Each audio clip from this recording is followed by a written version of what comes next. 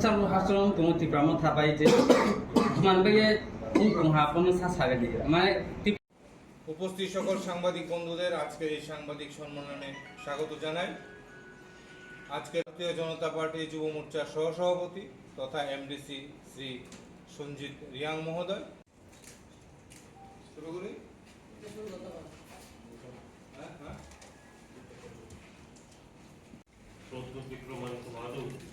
উনি একটা মন্তব্য করেছেন যে বাঙালি মুখ্যমন্ত্রী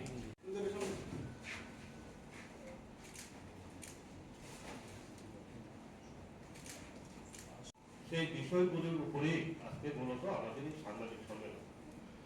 বন্ধুরা, আপনারা জানেন যে ত্রিপুরা রাজ্য অবিগত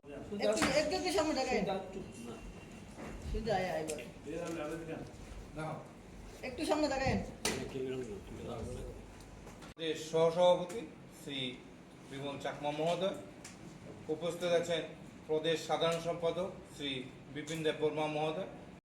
Yang isu tu dah community isu tu je class umi tu kan social media tu je controversy ni tu kan sampai mana nak social media wo jita controversy chole to dang nang kya kau nak sai nai je nang rasmala pore di rasmala oni ni rasmala ni prothom rohor 32 পাতা পরে দি 33 পাতা পরে দি 267 পরে দি এরপরে নিনি 167 এরপরেও 266 এই পাতানো খান খুবসা পরে দি সম্পূর্ণ নিনি ইতিহাস সব কিছু খাইনাই ইতিহাস সিয়া মানে আপনারা তো যে কোনো একটা রাজনৈতিক দল নি উস্কানি বাই মাটং খাইয়ে যে সোশ্যাল মিডিয়া গরম খিয়ং ইয়া মামিকে কিছু সোশ্যাল মিডিয়া তো নিজের ভিউজ লামান বকরা আকে কি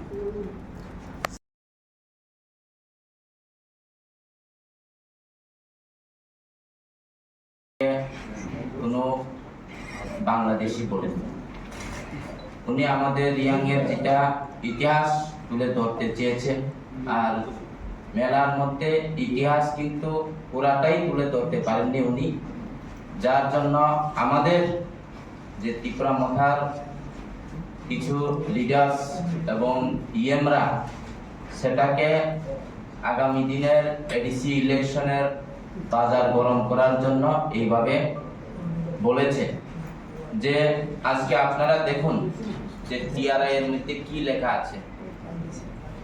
টিআরআই এর মধ্যে যদি বিরোধ করতে হয় আপনারা টিআরআই কে প্রথমে বিরোধ করুন। এরপরে আমি রাসমালার কিছু পাতা জেরক্স করে এনেছি, এটা আমি বলবো যারা ইএন বকরঞ্জন বাবু আমাদের ইএম দলিরিয়াংকে বলতে চাই যে আপনারা আমাদের রাসমালার প্রথম লহর একবার পরে দেখুন।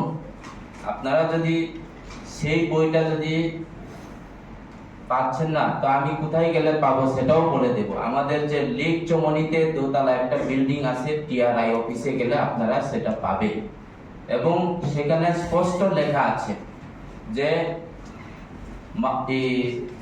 পার্বত্য চট্টগ্রাম কোনো এক সময়ে পার্বত্য ত্রিপুরা ছিল এবং রাজন্য শাসন ছিল এবং আমরা সেটাও জানি যে দণ্ডমাণিক্য মহারাজা দণ্ডমাণিক্যের আমলে যেটা রাইকসম যে সেনাপতি ওরা যে একজন মুসলিম রাজা যেটা হোসেন শহর থেকে ওরা একটা কামান ছিনিয়ে নিয়েছিল, সেটা আমাদের আগরতলার কামান চমনি নামে পরিচিত। তো সিএম স্যার কিছু ইতিহাস ব্যাখ্যা করতে গিয়ে সেটাকে আমাদের ত্রিপুরা মথার ইএমরা আগামী দিনের ইলেকশনের বাজার গরম করার চেষ্টা করছে এবং যে রিয়াং এর অনেক সমাজ থেকে নাকি তারা বিদ্রোহ আরম্ভ করছে। আমি তো দেখছি বিদ্রোহ তো ইএমরা আরম্ভ করছে, অমরপুরে যেটা হচ্ছে ইএম দলিরিয়াং এর নেতৃত্বে হচ্ছে। আমি মনে করি সেটা সম্ভবত আমাদের ত্রিপুরা মথার সুপ্রিমো যেটা এমডিসি প্রদ্যুৎ বাবুর নেতৃত্বেই হয়েছে, কারণ আমি সোশ্যাল মিডিয়াতে পেয়েছিল যে প্রথমে যখন দলিকে যখন ফোনের মাধ্যমে যখন জিজ্ঞেস করা হয়েছিল তখন তিনি সেইভাবে জবাব দেয়নি। এরপরে উনাদের রবীন্দ্র ভবনে একটা প্রোগ্রাম ছিল, যেটা যোগদান সভা ছিল। সেই সভাতে দলি ছিল না, উনি ওনার নেতৃত্বে অমরপুরে একটা মিছিল করেছিল। সেটা ওনাদের আগামী দিনের ইলেকশনের বাজার গরম করার জন্য এই সবগুলা করছে, কিন্তু সেটা দিয়ে তো হবে না। যেটা এতক্ষণ আমি যেটা বলেছিল যে আমাদের রিয়াংয়ের যারা সমাজপতি, ওরাও কিছুদিন আগে প্রেস মিট করেছিল, সম্ভবত আপনারা ছিল, ওরাও তথ্য তুলে ধরেছিল যে কোনো এক সময়ে পার্বত্য চট্টগ্রাম, পার্বত্য ত্রিপুরা ছিল। ওরা ডকুমেন্ট সহকারে করেছিল।